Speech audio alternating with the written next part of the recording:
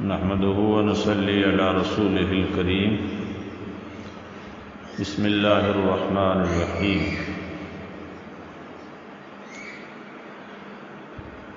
سامعین محترم، مذہب اسلام، قانون اسلام اور دین اسلام کی جو خاص امتیازی خصوصیات ہیں اس حوالے سے گفتگو ہو رہی تھی۔ یہ وہ خصوصیات ہیں جو کسی دنیا بھر کے کسی مذہب میں آپ کو نظر نہیں آئیں گی، جن میں عدل و انصاف ہے، امتیازی شان جو مذہب اسلام میں عدل و انصاف میں نظر آئے گی کہیں بھی نہیں، توازن اور اعتدال ہے، اور عقل اور حکمت دانائی ہے۔ اوتیت بجواب، جیسے فرمایا گیا کہ وَمَن یُؤْتَ الْحِکْمَةَ فَقَدْ أُوتِیَ خَیْرًا کَثِیرًا۔ حکمت ہے، دانائی ہے، عقل مندی ہے، بصیرت ہے، یہ کسی اور مذہب کے ماننے والوں میں اور مذہب میں نہیں پائی جائے گی۔ اسی طرح ایک خصوصیت جامعیت ہے۔ اسلامی اور الہامی قانون کا ایک اہم پہلو اس کی جامعیت اور ہمہ گیری ہے۔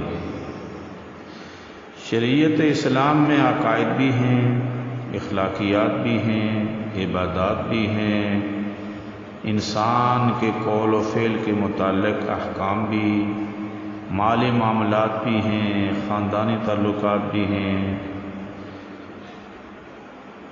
یہ جامعیت آپ کو کسی اور قانون میں نظر نہیں آئے گی۔ مثال کے طور پر مذہب اسلام موسم کو بھی دیکھتا ہے،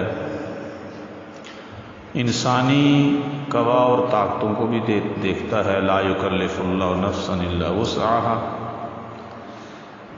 اور اس کے ساتھ ساتھ حضر اور سفر کو بھی دیکھتا ہے۔ تو سفر میں عبادات کے حوالے سے قوانین بدل جاتے ہیں، حضر میں اور ہوتے ہیں۔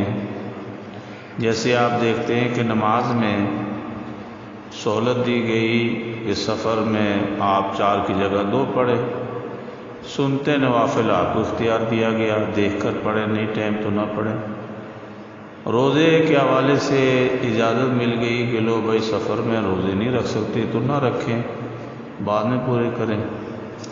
زکوٰۃ کے حوالے سے بتایا گیا جو صاحب نصاب ہے زکوٰۃ ادا کرے، ہر پر نہیں ہے۔ حج جس کو زاد راہ ہے تو وہ ادا کرے، ہر ایک پر نہیں ہے۔ تو یہ ساری چیزیں جامعیت ہے اور اکمالیت ہے، اور ہر چیز کو دیکھ کر اسلامی قوانین بنائے گئے ہیں۔ اسی طرح اس میں ابدیت اور دوام ہے۔ لا تبدیل لکلمات اللہ، اللہ کے نظام میں تبدیلیاں نہیں آتی۔ کسی نے کیا خوب کہا ہے، صدیوں سے فلسفیوں کی بات چنا اور چنی رہی، خدا کی بات جہاں تھی وہاں کی وہیں رہی۔ تو اللہ کی بات اٹل ہمیشہ ہر دور میں اور ہر وقت قائم رہی، اور اس میں کسی طرح کی کوئی تبدیلی کی اس میں خاص کر مذہب اسلام میں ایسی ہی جامعیت ہے کہ جو ہر دور کے تقاضوں کو سامنے رکھ کر قانون بنا بنایا مل رہا ہے۔ کہیں اجتہاد کی گنجائش رکھی گئی، کہیں قیاس کا پہلو بھی سامنے رکھا گیا۔ تو یہ ساری چیزیں اس کی ابدیت اور دوام پر دلیل ہیں۔ کسی بھی قانون کے مفید اور فعال رہنے کے لیے جہاں یہ ضروری ہے کہ اس میں حالات اور مواقع کا لحاظ تغیرات کو قبول کرنے کی گنجائش رہے، وہیں ایک ہونا اس کے اندر دوام اور بقا اور استمرار بھی ضروری ہے۔ جو قانون بالکل بے لچک اور تغیر نہ آشنا اور وہ زمانے کی تبدیلیوں کا ساتھ نہیں دے سکتا، تو جس قانون میں کوئی بقا اور استحکام نہ ہو وہ انصاف پہ قائم نہیں رہ سکتا، لوگوں کا اعتماد حاصل کرنے میں کامیاب نہیں ہو سکتا، کیونکہ اس کے ہر اصول میں شکست اور ریخت کی گنجائش باقی رہتی ہے۔ کسی بھی قانون کو لوگ اپنے خواہش کے سانچے میں، اپنی خواہشوں کے سانچے میں ہی ڈال سکتے ہیں۔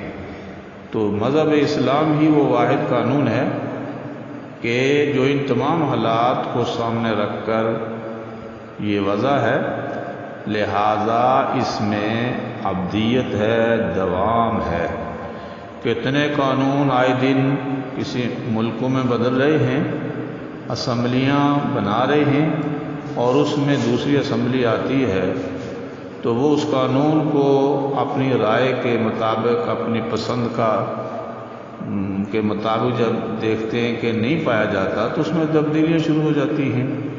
تو وہ ان کی اپنی آراء ہوتی ہیں، اپنی خواہشات ہوتی ہیں، اپنی مرضی والی باتیں ہوتی ہیں۔ تو یہ چیز گہری نظر سے جب دیکھیں گے تو مذہب اسلام کے اندر ہی پختگی، پائیداری، ابدیت اور دوام نظر آئے گا۔ مزید انشاءاللہ کل پرز